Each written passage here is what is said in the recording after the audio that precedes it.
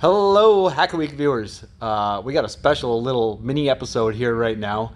We are going to show you how to make your very own Galaxy Fold from the Galaxy S3. That's right. Safety glasses are required for this, so make sure you get those out and put them on. And you'll need a folding device. Here's one I happen to have. And the first thing we have to do is pre-perforate it for the fold, like so. Maybe a little more. Okay, there we go. Pre-perforated. Now we need to put it into the folding. Ooh, that can be good. Anyway, we need to put it into the folding device in the other direction. We don't need these parts. They're just spares.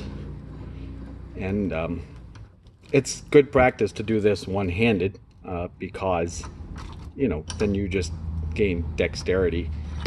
That's the way I'm doing it. So let's see, we're gonna get this in here. It's got to be just right. Tolerances are important. And there we go. It's got to be centered up really well. Very important. Otherwise we don't get a nice clean even fold, which could, oh, wait a minute.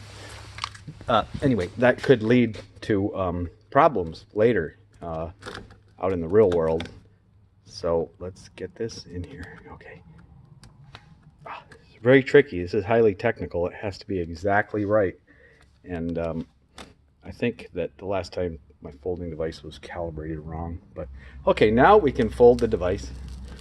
There we go. There's a little glass smoke that comes off. That's normal. Totally normal.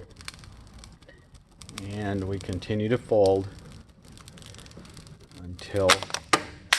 There we go. We're folded. And there you go. You have a Galaxy S3 Fold, just like that. Slips easily into the pocket. And yeah. Oh, and by the way, be sure to not peel off the protective cover because that could ruin your device. There you go. How to make a Galaxy S3 Fold. Hope you enjoyed this video. Thanks for watching.